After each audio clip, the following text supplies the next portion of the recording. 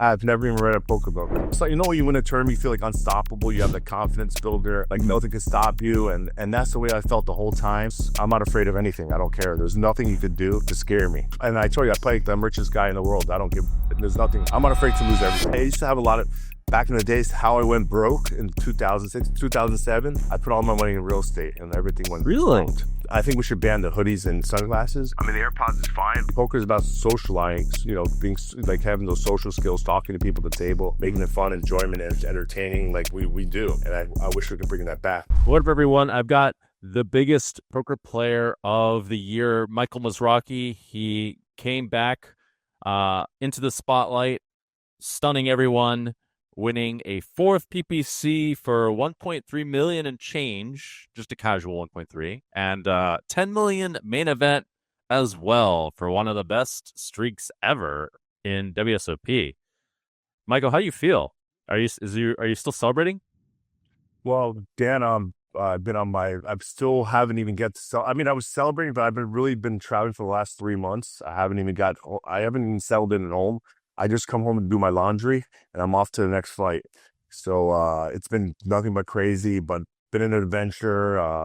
And I'm enjoying actually my son, my 1-year-old son's been traveling with me, helping me out with some social media, just enjoying time with him. He just busted me out of a tournament in Estonia. So it was kind of cool. And I don't know, it's just been fun. I've been traveling everywhere, and I'm on my way to Medellin soon, tomorrow. Oh, amazing. Well, I've got further questions. Is this part of living up to being the grinder that you are? Is this why you're the grinder? Yeah, I actually did the World Tournament of Slots. I just did a big slot tournament in Bahamas. What? Yeah, and actually Poker News is there to cover it as well. So it was really cool. First place was $1 million. They know I love slot machines, and my mom was actually in the tournament, so it was really cool, and it was amazing. 500 players turned out, and we're at Atlantis, and I'm actually looking forward to the next Atlantis trip for GG during December for the World Series. Oh, amazing. Okay, but yeah, so are you just going to like a lot of these stops for vacation or for work? I'm curious. It's I would say 50-50. But a lot of like Estonia was work, and Sweden I just kind of did some promos work for the no filter tournament, and I went to Spain before that. I'm just showing my son too. I'm taking my son on vacation as well with me, so it's like half vacation, half work to show him what kind of lifestyle it is to be a poker player is. So if he wants to choose this style, but I don't think he's going to take this route. Oh, okay. Well, it's not an easy route to hop from place to place to place, but No. But by the way, I mean, I want to talk about that more. That's something that I do, but I do it for like, I started to realize a bigger mission with that, just FYI. But we'll talk about that later. We'll talk about more like money and crushing and why you're the grinder and what other crazy stuff you've been doing that you want to talk about. Why are you going to Medellin? Well, Medellin, go meeting a bunch of friends. Meeting a bunch of friends there. We're gonna have like a little cash game there with friends that we have. We have our own private game at the casino here, so we're gonna play over there in the casino or something. We're gonna do something over there. Just have a good time. A lot of my close friends are going, so I'm going for 3-4 days. So it's still half work, half vacation, and maybe we'll throw a little Halloween party or something like that. Oh, okay. Yeah, that sounds really fun. I've never been there, but I've heard great things about Colombia. So I'm curious, like, what was it like to win the main event for 10 million and a Poker Players Championship? I know you won it 4 times. I think that's the most at anyone. It must have been such an elated feeling. Yeah, I mean, it was pretty cool because my favorite hand's 2 4s. I'm 44 years old. I felt like this was my year. And then after I won the PPC, I don't know, I just had a crazy feeling. And I think Jared Blezik said to me, "Mike, I think you're going to do really good in the main event." I was like, yeah, I feel like that too. I feel like, so when you win a tournament, you feel like unstoppable. You have the confidence builder, like nothing can stop you. And that's the way I felt the whole time. I just felt like this adversity. I lost a lot of group 1 hands. I still managed to fight it through, and then just maintain my stack, and just, you're going to do well when you make those big bluffs and they come through. But a lot of my group 1 hands weren't holding up. But still, I still managed a way to find a way to win, and I was down to like 2 big blinds at one point, and I still were like maybe 18 players left, 18 to 21 players left, and I still managed to to have the biggest stack when we're like 4 people left at all the chips at 75% of the chips. That's super crazy. Yeah, that's really crazy. To come back from 2 big blinds and win, that's actually like really insane. And I still think I was still gonna win. I wasn't scared. I wasn't worried. Oh, wow. Yeah. And then just everything after that too. Then they're in a situation like, do we just put him in the Hall of Fame? What do we do? We have to do it. I mean, his family, his friends are here. A lot of support people are supporting him, fans. Like, this would be the best time because like they were always going to win it next year anyway, so might as well just do it now. So these all the members came together and agreed on it, and it was really cool, amazing feeling. Oh, nice. Well, congratulations for getting to the Hall of Fame too. It's no easy task at all. Yeah. I'm curious. Are there any keys to your success for the main event? Was there a moment you felt the momentum shift in your favor? Also for the mixed games too. Do you have any keys to success for the aspiring champions out there? Well, I felt like the turnaround was the hand when I had a queen versus 2 9s. I think against Anthony Gregory, and I felt like after that, that was the key point, and I think that's what changed everything. And then I just felt like, I feel like the experience, I've been playing for 30 years, and I just been in the spotlight a lot, and I think that's what helped me guide me through to victory. And that's what's important. Like, you just been there, you know what to do in certain situations, and people, and they've never been in that situation before, so people are nervous. They're gonna play ICM. They're just gonna try to ladder up. I don't care. Anytime I play poker, I'm playing like the richest person. Try to center your recording. By the way, you're coming at a you're coming at a focus, or what was I gonna say? People can't see you. You're going so high. Yeah. Sorry. So I just feel like when I play, I feel like I'm the richest man in the world. I don't care. I'm not trying to ladder up. People ladder up. I apply that pressure, and I feel like they're gonna make those folds when I need them to. Oh, okay, okay. Yeah, I know one big thing is like playing for the win. That's how you win. Yeah. But you're playing. I mean, there's some experienced players at the table, but I just feel like no one's been in that spotlight before. I have, and I've been on a main event final table as well before. I came fifth once, 2010. Oh, that definitely helps. I would think that, yeah, if you could somehow get beyond the pressure. I think even like, to be honest, I've played against some of the best myself at like 100Ks and stuff and watched them like really be like, like, and just kind of freak out over the pressure. But I guess does that not get to you at all when you're at a final table? You just feel like you're in attack mode or what? Yeah, I just felt unstoppable at that point. After that big win from the PBC, 12 cashes, I played 15 events. I just felt unstoppable, and this is my time, and no one was going to stop me. Okay.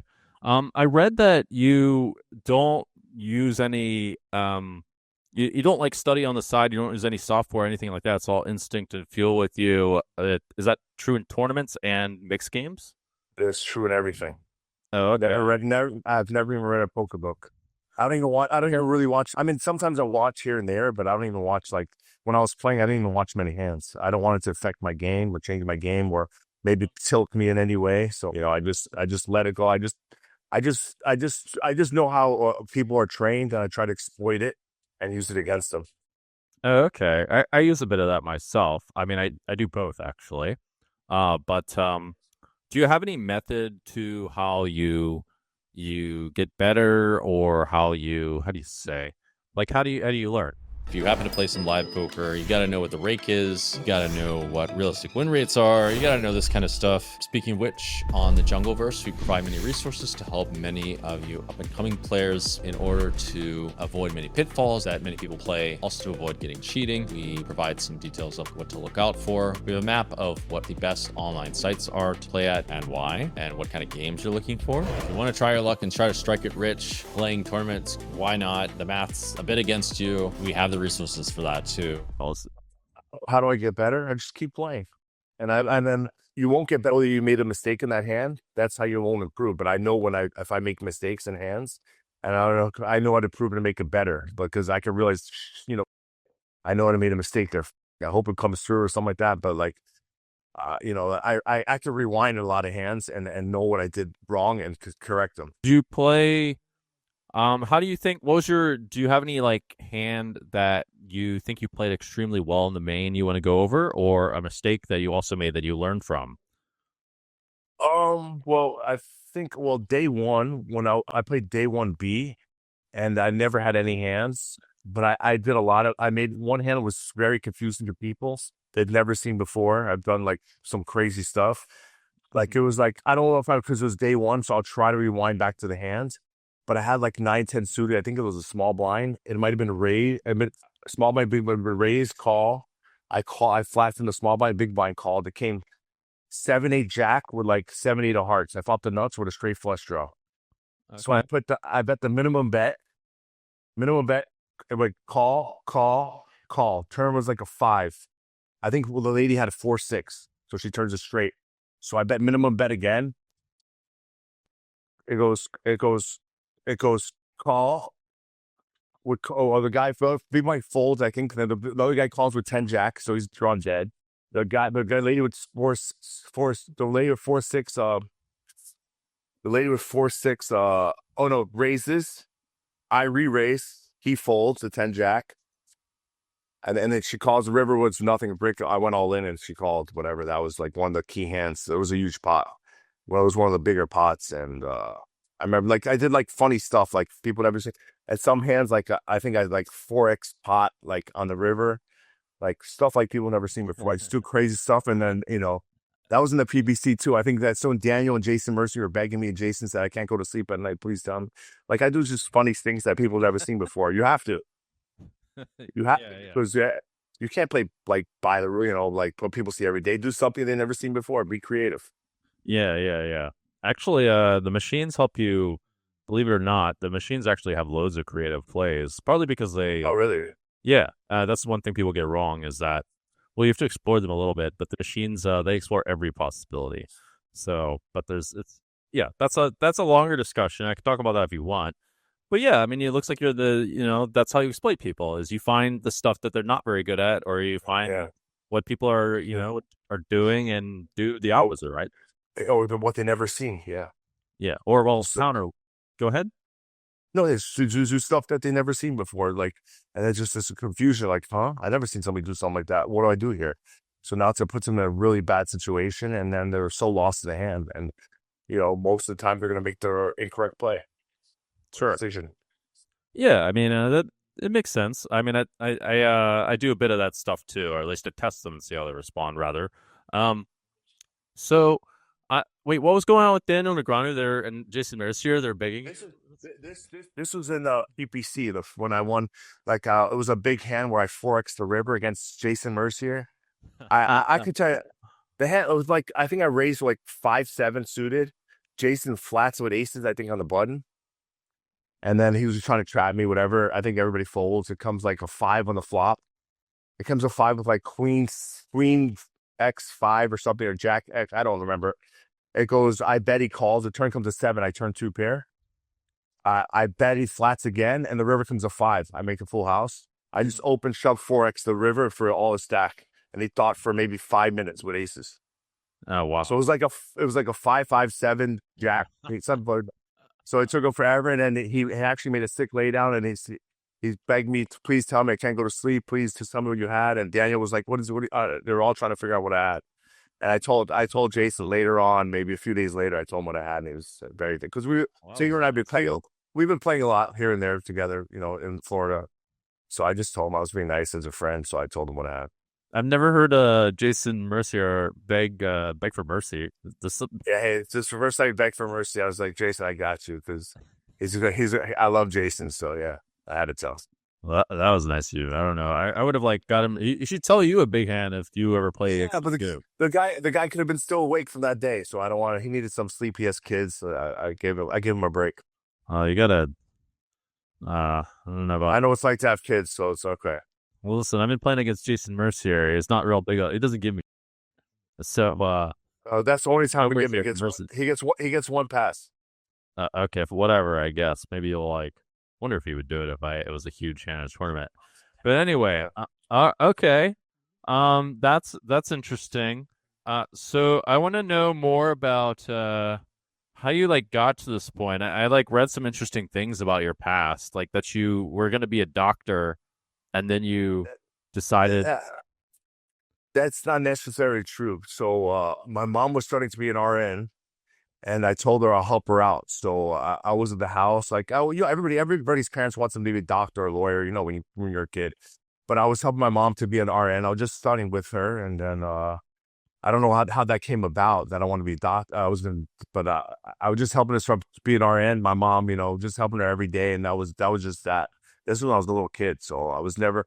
It's not this all. Right. It all started. I was always playing. I was always playing football when I was like till sixth grade, like playing street football, blah blah blah. In seventh grade, I went to a really good football school, like a top school in Florida for like football. So I was in seventh grade.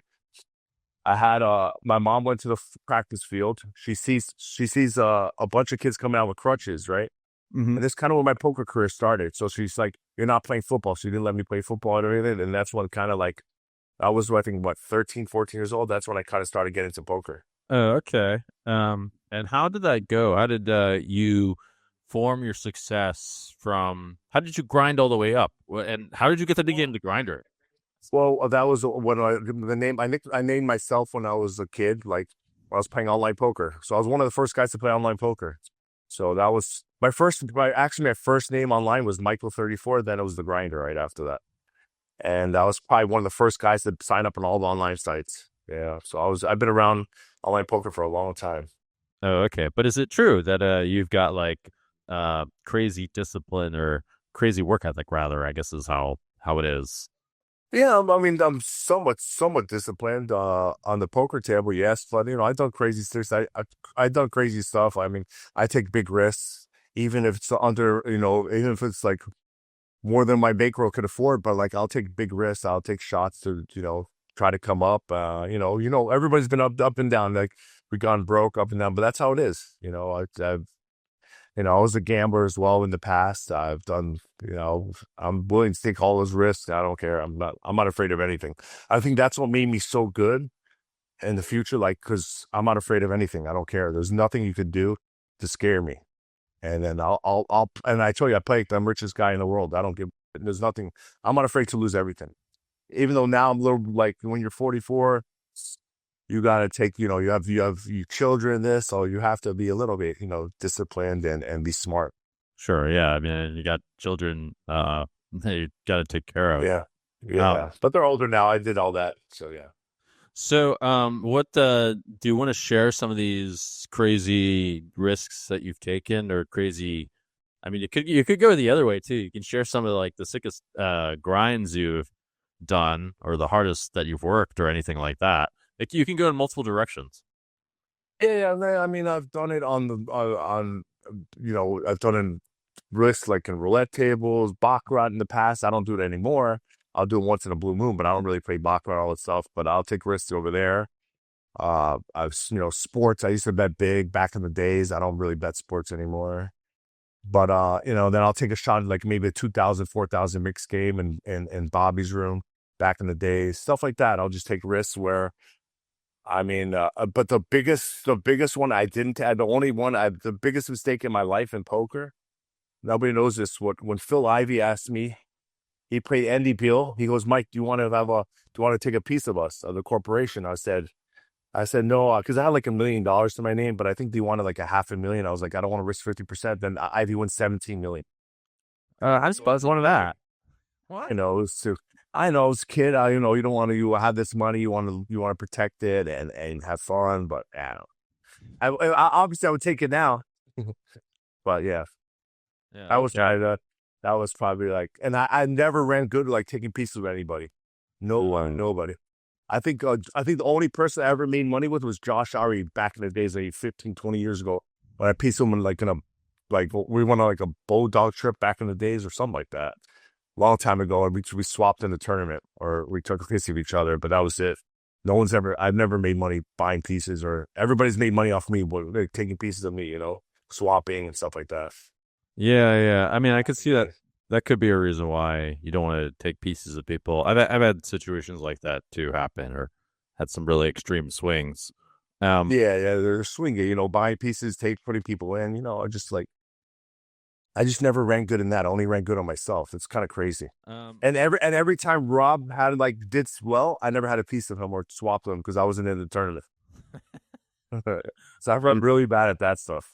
I run good myself, but everything else I don't run good in, like taking pieces or stuff like that.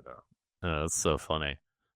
So is there something you do to keep improving, well, keep sharp rather, year after year in poker, especially since you've got to know like all the mixed games? And do you think poker is more about mental discipline or emotional control or about, I don't know, about just like finding where the value is? What do you think? I mean, I'm very disciplined, obviously. I mean, the only thing I mean, obviously I should study a little bit and play a lot online and stuff like that. But I just feel like I'm always there. I'm always disciplined. I don't know. And when I'm 100% focused when I'm playing, what's funny is that like when I it's PPCs, I only play like mixed games once a year, probably, and all these Yeah, things. really. Or I play like I'll play like crazy Mike's game here and there, but I don't play enough because there's not it's those games are not spread here, and when I'm in South Florida, so it's hard to find me. It's hard to find me to get a game. It's hard to find somebody to play with me, and then. But I just feel like I might hopefully it would. I'm not sure, but maybe we'll get some mixed games on GG stuff like that. Maybe I'll play them there, Mhm. but I have to play outside the U.S. So it's hard to get but I definitely want to get some action in, and I think there's some big mixed ones coming up in February that maybe I'll play. I'm interested in. Oh yeah, Or yeah. I just got a text message yesterday, so maybe I'll just that'll be my like warm up whatever before the World Series. Okay, cool. Yeah, it'd be. I've never actually played against you, have I? I played against Rob. That's the only thing. Yeah, I think you played maybe in the 50K, maybe one. I don't know. Maybe I don't know. We'll see what your secrets are. Okay. Uh, Hmm? There's no secrets. It's hard to figure me out because you know why? Why? Because sometimes I can't figure myself out. Oh. Oh, okay. I'll see if I'm pretty good at figuring stuff But out. We'll start. We'll yeah. give it a shot. Anyway. So how did your approach to bankroll management change as you're coming up with stakes? And do you have like any stories about how you like made your money to get to the high stakes in the first place? Um. Well, I've done a lot of crazy stuff, but I just Could I you- would say Oh, I've done a lot. Yeah, I do a lot of crazy things. I take risks. I've been up and down. I'm like a roller coaster ride. So, but right now things are great. I made a lot of good investments right now with the winnings, and I'm smart. So even like I didn't get no when I won the main event, I didn't even buy a new car. Nothing. I kept the same car. It's all paid for. I didn't purchase anything new. Nothing changed. I got my roommate. We haven't left. I just stayed in the same spot. I mean, I don't know. I'm just traveling right now, enjoying life. And then I made some good investments. Hopefully, does well for me. And I actually and I got my kids a cars. My kid has a better car than me. oh wow. That's funny. Put it that way. He's got a brand new car. I don't have. Yeah, I just don't like. It's a waste of money. I just feel like I don't need to. I don't need to spend anything right now. I'm just traveling anyways. I'm gonna enjoy life. I'm gonna work my ass off for the next year until the next. I'm still gonna work, but then until the next main event winner. But I'm gonna be traveling as much as I can, play as much poker as I can play, and go back on the grind. Hi guys, I'm Dan Cates, and you may know me from poker as Jungle Man. And now I'd like to give you the keys to that success so that you can have success in those games as well, and in fact win the game of life. And that begins with freedom. And you want to have the community to help you to get there, join the Jungleverse now. We've got many of the tools and many of the links towards the best stuff that's out there in the poker market, and I'm committed to helping you guys become real champions of the game and make your dreams come true. That's my goal for you all. Join here. I'm helping us all work together to make a better future for everyone. All right, fair enough. Do you want to talk about your investments, what you do with the money at all, or do you want to talk about I mean, actually I do kind of similar things. Personally, I just invest in self-improvement and try to invest and make more money and stuff, but I've done lots of stupid things. Yeah, I we all don't do have a stupid car. things. Yeah, obviously, we all do stupid things. I mean, yeah, but I put it like I lend to a lot of private companies, big private companies, thousands of companies, and then it's really safe and secure what I did. And I used to have a lot of back in the days how I went broke in 2006, 2007. I put all my money in real estate, and everything went. Really? Yeah, I lost a lot in real estate. I did actually something similar, but it was very stupid what I did for what it's worth. It was very stupid. But Yeah, what did you do? 2007, 2008, I bought like 7, 8 properties. Really? 6, 7 in Florida and 1 in Vegas, and that's when the market just crashed. And then I lost everything in the market. So I had to file foreclosures back in the days. It's all over, but you could see it just. And then it put me in a really tough spot. And my recoveries in 2010 when I won the PPC and it came 5th in the main. So, wow. That's a really crazy story. It sounds like you got really unlucky, especially. Well, I don't know what you bought in Vegas because, I mean, real estate's sort of solved in some ways. I mean, it's really hard for the whole markets to crash. 7 properties. yeah, I know. And then there was a situation where I had to like let it go because it was just to keep up with the management properties. It was costing me like 25 to 30,000 a month, and the tenants weren't even paying. So no one had. It was just terrible. It was just a really bad situation, and I had like a lot of good, smart guys behind me that said, "Mike, you just have to let it go." And I didn't want to. And then I wish I stopped paying for it before, but then it cost me a fortune to keep trying to keep him up. And then I just let him go, and that was it. And then it was road to recovery. I had a bit of a similar story. I like invested in one property and tried to build another story on top of it, but which was incredibly stupid. Got a hard money loan, paid $40,000 a month to fund this thing, and then it was I had to keep paying mortgage after. I almost went broke, and but something kind of bailed me out actually, and I kind of wish I sold it earlier too. It's apparently real estate's trickier than it looks. Yeah. But so you answered mostly the question of how you got out of it. It was just the PPC. Was there anything else? I mean, the main event 5th. I finished 5th in the main that year, 2010. Mm-hmm. So it's kind of like the repeat of this year, but this year I finished 1st of the main instead of 5th. It was close. It was the year Duhamel won the tournament. Oh, okay. Yeah, that was ages ago. And John Raciner finished 2nd. Yeah. Oh, wow. Yeah, real estate probably is really safe on the whole if you invest in like REITs and like just like prevent stuff.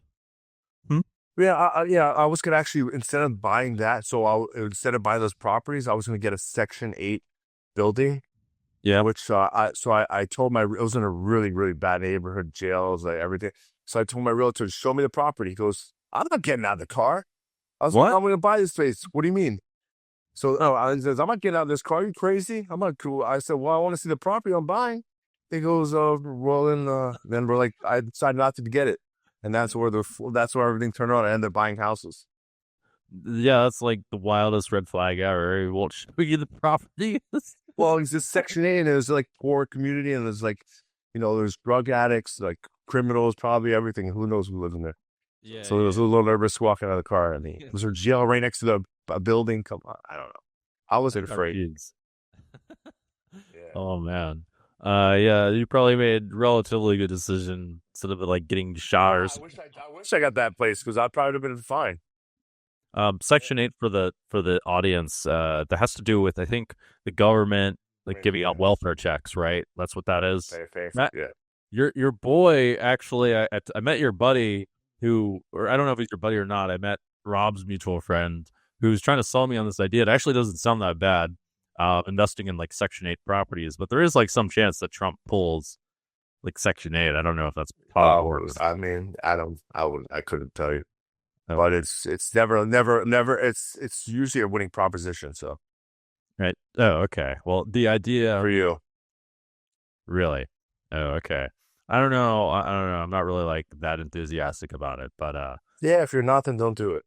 Right. Well, in general, by the way, guys, the opportunity is basically you get these like Section 8 properties, and you don't rely on the tenants to pay. You rely on the government to pay for the tenants, based off of like Section 8, because it's welfare for all these like poor people that can't otherwise own a house, and then you're like guaranteed income for a long time, which sounds like kind of okay. The biggest risk is if the government pulls Section 8, then you're fucked. But yeah, that hasn't happened in a long time. All right, cool. Well,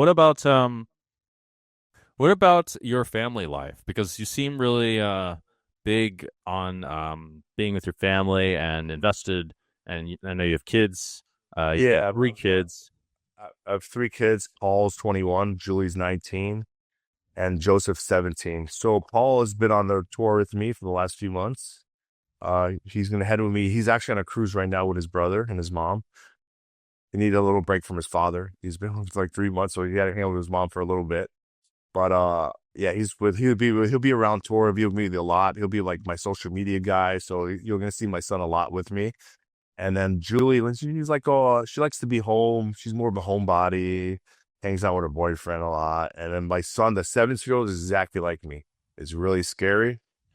And so I think when he turns 18, I'm gonna start taking him, someplace where whatever it's 18 and over to play poker or just have fun, enjoy them, go out, nightlife, show him what it's like to, just have a good time. I just can't wait. I'm not sure his first trip is going to be, but something where it's 18 and over, where they're allowed in the casino. So we're going to go there. That'll be your first trip.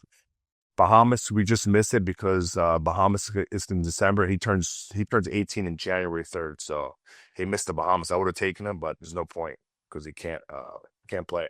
Although I'm sure I'll be happy to go to the Bahamas, dude. Are you kidding? I know, but I can't it's just you can't be in the casino and stuff. It's not the same, It's like, Joey's dad and have fun, have some drinks and stuff like that.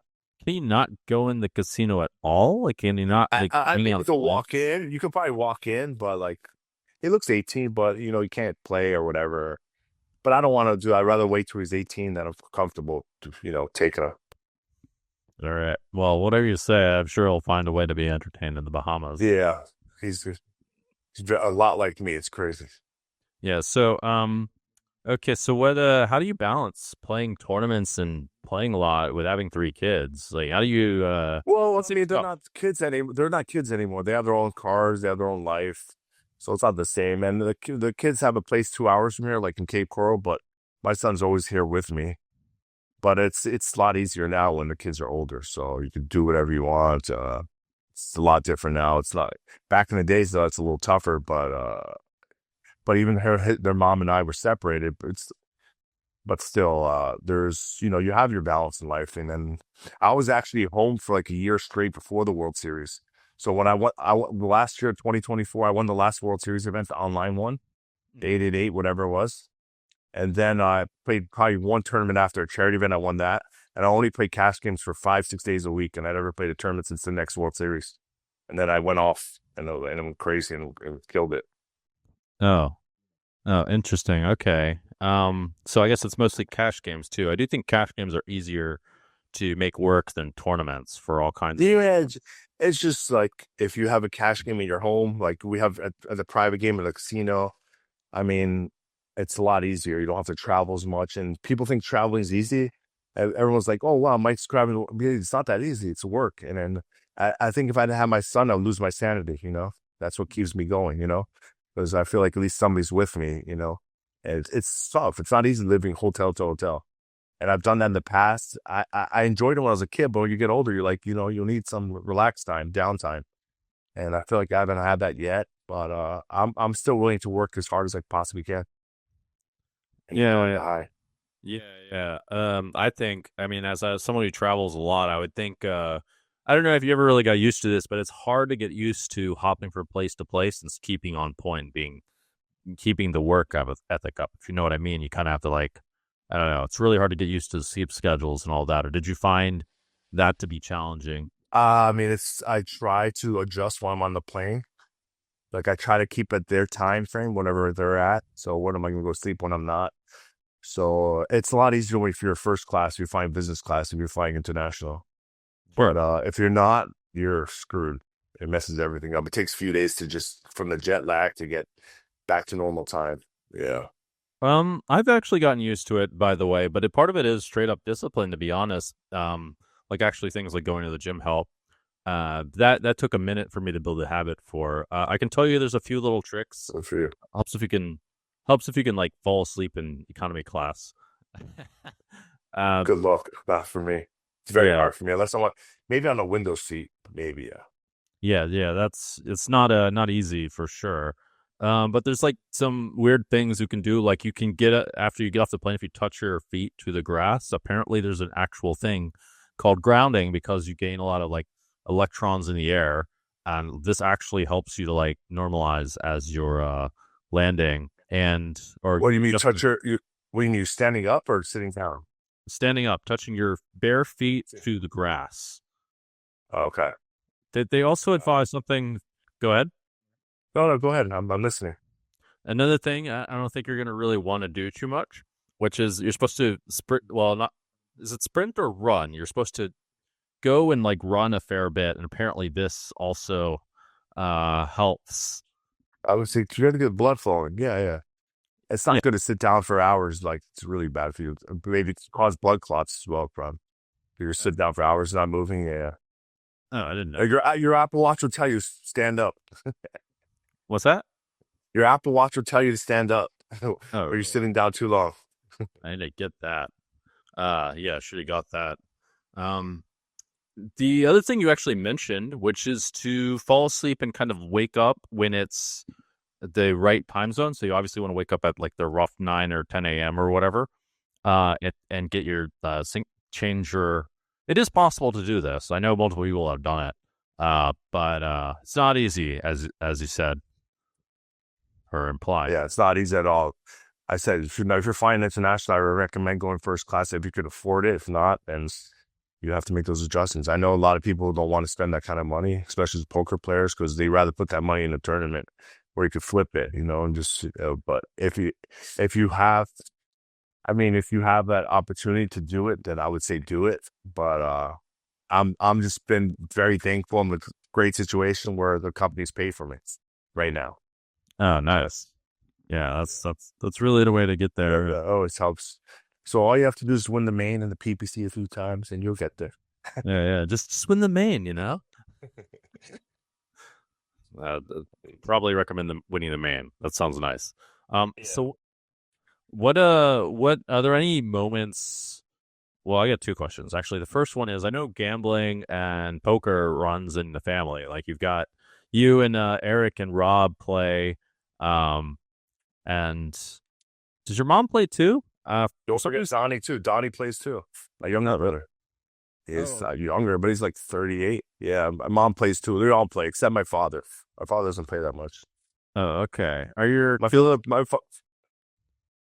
father plays like charity events, and then my older son plays as well, and my younger son plays a little bit, not that much. But they're all like somewhat gamblers. Oh, okay. Is there any sights of doing anything else in the future? Or are your kids also gonna become poker players or? My daughter has no idea anything about poker. My sons do, and I think I don't know if Paul is. I mean, I don't think he wanted to always be a pilot. He still wants to be a pilot. So I don't know. He just knows how the poker player's life is. He's seen the ups and downs. So he knows it's not that easy. And what's the percentage of making it in poker is so small. Like how many people do make it? I've seen people come and go all the time. I'm sure you have as well. And so it's not that easy. But I mean, I'm just testing out, see if he likes it, what he wants to do, and we'll go from there. If not, we'll train him to be a pilot, the older son, and we'll see what the younger son wants to do soon. Oh, okay. At school. Okay. It's not the easiest route, but I don't know. It's not everybody is as good as you, Jungle. Not everybody's as good as you, so it's tough. I know. It's well, working on like the job board and all that stuff to make things easier. It's definitely tough. Yeah. So what about being a dad? Can you tell anyone like what's the best thing about being a dad, or do you have any like proud dad moments away from poker or in poker? Well, I mean, first off, it's like an amazing thing. It's different. Like when it was my firstborn child, is like I even dealt him a hand right when he was born. Really? He got the 10 of hearts, 5 of clubs. That was baby Grinder's first hand, and then that was my proudest moment. And then actually, the last time I won a World Poker Tour, because I don't play that many, maybe play once a year. It was the day before my daughter was born, so I won the February 2nd, 2006. I won the Borgata February 1st, 2006. So I was like it was. So I always remember the last time I won a WPT. It's been quite a while ago, but I don't play that many. I maybe play one every year, and very rare I play one. But and the proudest moment probably is when he knocked me out 2 weeks ago, a week ago in Estonia, whatever. And then he knocks me out, and then he starts singing "Shana na na na na na na," and just like I was like, it's bad poker etiquette, but we're playing a tournament that says no filter. It's a no filter tournament, so you could say stuff like that, like have fun. We want everybody to have fun, but it was just kind of funny. But he's lucky. He's lucky I got to re-enter, or else he would have find a ways back home. He wouldn't. He would. He would have to walk back to Florida. He could sing this song home on his way back to Florida. Yeah, but it was pretty cool. It was all over poker news. Yeah, it was really cool. It was fun. That was one of the proud moments. I was actually happy. I had to bluff him.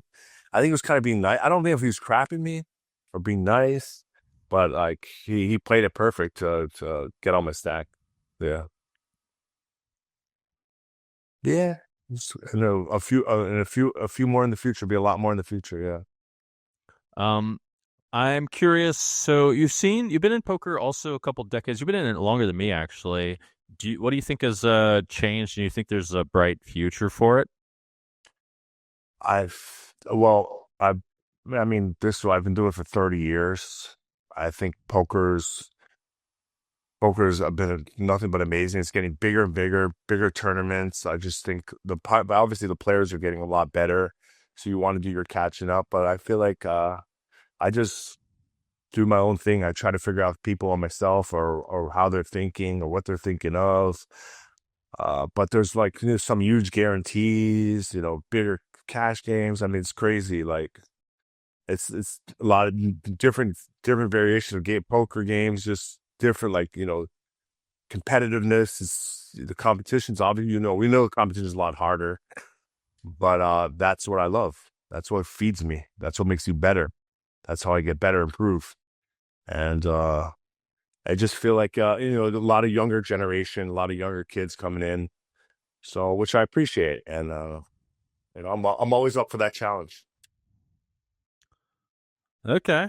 Yeah, I think I hope it's getting bigger. I think I've noticed it might I- get huh? Yeah, I feel like my win might be better for. I think it's gonna be much better for poker that I won the main event.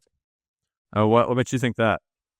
I just feel like wow. I mean, I just like I think a lot of people look up to me and want to be maybe trying to want to be like me, or maybe like that's amazing. I just like and I think I made poker fun again. Like different than those guys with the hoodies. You and myself, we make it fun. Like you dress up, I make it fun to make an experience for people, so people enjoy. That's what we need in poker.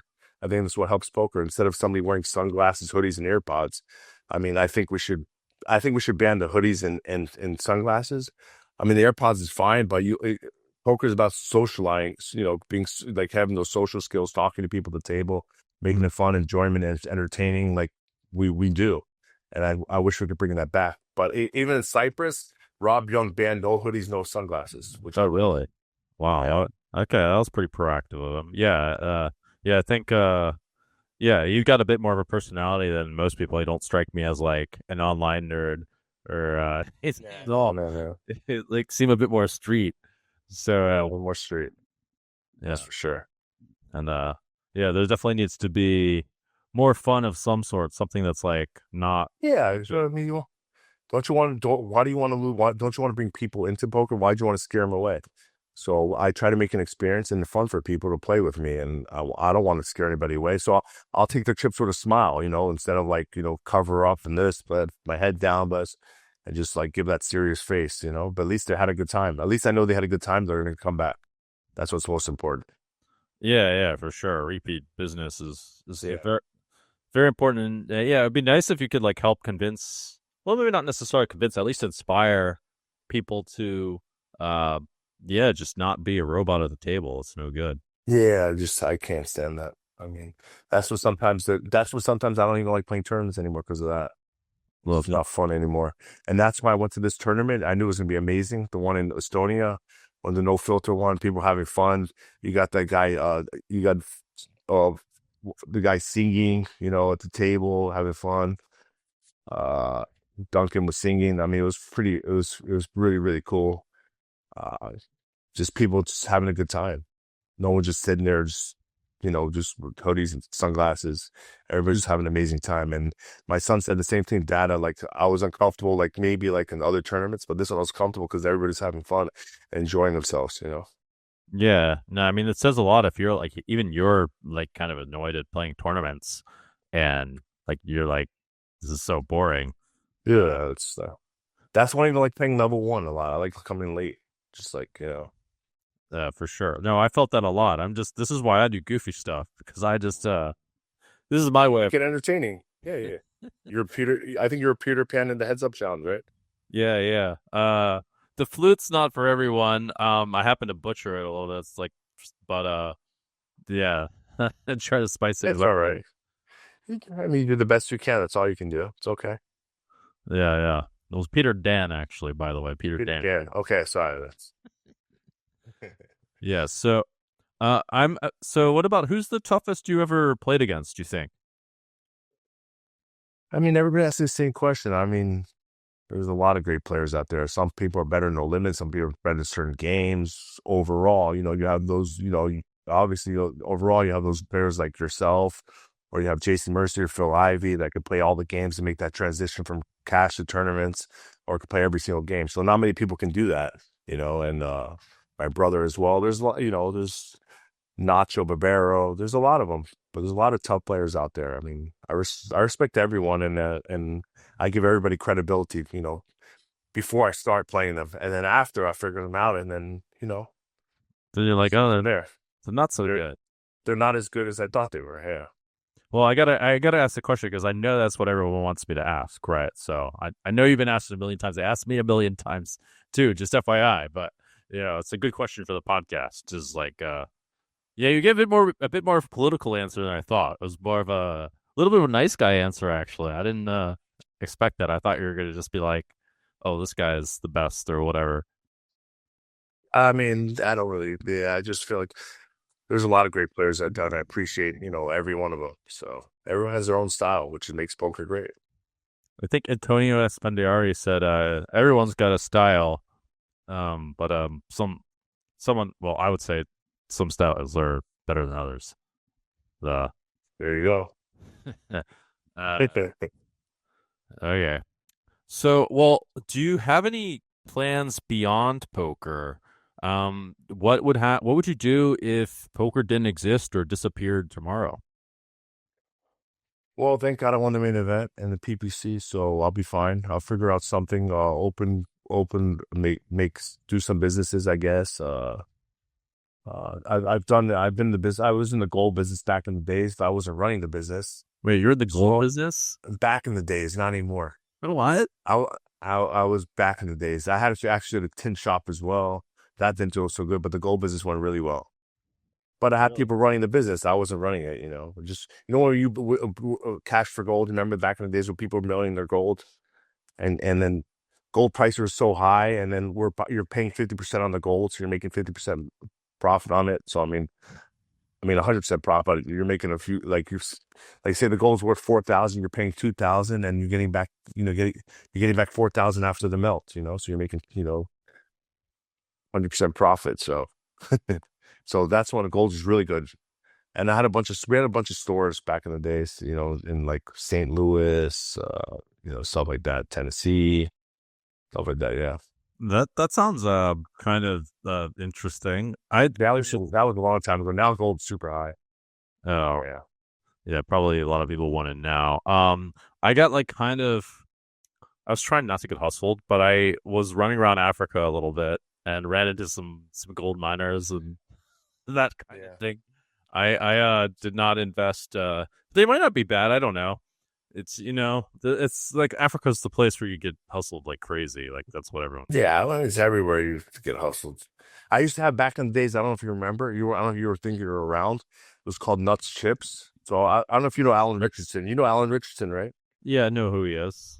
If you happen to play some live poker, you got to know what the rake is. You got to know what realistic win rates are. You got to know this kind of stuff. Speaking of which, on the Jungleverse, we provide many resources to help many of you up-and-coming players in order to avoid many pitfalls that many people play. Also to avoid getting cheating. We provide some details of what to look out for. We have a map of what the best online sites are to play at and why, and what kind of games you're looking for. If you want to try your luck and try to strike it rich, playing tournaments, why not? The math's a bit against you. We have the resources for that too. Yeah, so we used to have gold coins, real gold, where you put you design any way you want, whatever you want, your coin, diamonds, anything, and you put it as like a card protector, which is really cool.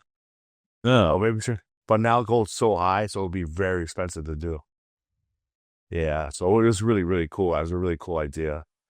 And it's actually now I'm doing some card protection, some grinders. We're designing it right now. It's pretty much complete, but I'm trying to figure it out. My brother and I is helping. My brother's helping with it right now, so we'll see. I'm gonna have some card protectors coming out soon. Okay, are they going to be like? We'll design. It's like a grinder. Yeah, it'd be cool. Be cool. Advice for anyone who's trying to succeed other than win the main event? I mean, that's pretty good advice. Or win the PPC helps. For everybody, it's different. From to advice, yeah, you watch a lot of Jungle Man's videos. We could shout out to the Jungleverse. Jungleverse. It's honestly your brand. Actually, you're the guest here. What's your brand? Well, I mean, I don't do a lot of coaching and stuff like that, but you can watch me obviously on YouTube and stuff like that. But there's a lot of books out there, coaching sites. For what it's worth, if you want to get better. I don't read it. The poker books are usually not that helpful, but yeah, it's not for everybody. Every things work for somebody else. Me just playing more hands and learning for myself. I can learn for myself. So I mean, everybody's different. It's hard to teach what I know. I don't know, just because I'm more feel instincts. I'm soul reading, so it's just it's different. I have different tactics than everyone else, so everyone's different. And I think it's very hard for me because people ask me all the time, "Could you teach me?" But how much can I actually teach you in an hour? An hour and a half, 2 hours. Sure. Basic stuff like that. But there's millions of situations you might probably not going to be used to or be uncomfortable with, and then it's different. I think the best way probably of teaching is me playing online and you asking questions. Why are you doing this? Why are you doing this? Sure. I think that's probably the best way of teaching. Yeah. Just watching me play online or something like that. Yeah. Well, I mean, they have to play at some point themselves. I mean, yeah. It's combined. But you see a lot more hands. For sure. Well, they also see what you do differently than them. And they can learn from your example. Because they're not going to come up with it on their own, right? They're going to, see the Mizrachi sauce. Is there? Well, do you have any input on the idea of soul reading? Is there anything to say about that other than, I don't know, gaining from your experience off of people? Is there a Mizrachi method to soul reading? It's just getting in the brain, just thinking what they're thinking, and then I just a lot of times just feel what they're feeling, and just kind of crazy, and I have this intuition, I just know exactly what they're gonna do or how they're gonna play a hand, or just crazy stuff like that, and or make them want to do what I want them to do, and just crazy stuff like that. I just sometimes just see through people. Okay, maybe it has something to do with empathy. And it makes it a little harder with this hoodie and sunglasses, but yeah. That's why they wear the hoodie and sunglasses. They're afraid of there you go. They're afraid of the soul reading magic. Yeah, Mizrachi magic. You could magic. You could be the magic Mike of poker. All right. Well, is there anything else you'd like to talk about before we wrap things up? Any other advice to people? Yeah. I mean, I'm actually off to a cash game soon, but well, I hope to see everybody in Paradise December 4th to the 18th for the GG WSOP Super Main Event, 60 million guaranteed. And I also have my game at Venetian. I have the Venetian live once a month. We have the big game, so I create my lineups, and I have anybody who wants to play small tournaments, $200 buy-ins. You can play with me once a month. I have my tournament at Venetian as well. Oh, nice. Yeah, I mean, I believe in the little grassroots thing, actually. Or is that what it is? The play with the grinders? Yeah. Play with the grinders, yeah. So mini grinders. I have it once a month. My grinders tournament. Grind with the grinder. That's right. So it gives everybody a chance to play with me. Okay, you don't want to shout out your card protector? Huh? Yeah, then we get an HOAI. There we go. And card protector. I'll send you a picture or video of it. Sure. Okay. Wait. What's Angel AI? It's an AI company which it's about financing in real estate, stuff like that. Yeah. Oh, okay. I should just give best advice. That seems like a good idea, actually, because I mean, like I said, most of real estate's pretty. I mean, you just like look at all those data and figure it out. When I'm buying stuff, I'm going to Angel AI when I decide to invest. I mean, What's the best route? I'm curious about it. I mean, I hypothesize that you just gather a lot of data for all different areas and just figure out what the like. It just can't be that hard to figure out. Like, real estate's not that complicated. Yeah. Okay. Do you want to say anything more about that before we wrap things up? Everything's good. Getting ready to back on the plane, baby. All right. Well, best of luck. Happy to catch you before you get back on the plane, and maybe see you at the Venetian, or maybe some other people see you there. And All right. Thanks so much, Jungle, for having me. yeah. Well, thank you for your time, and congratulations on your incredible success. Thank you. Sounds good, brother. See you at the poker tables. All right. See ya.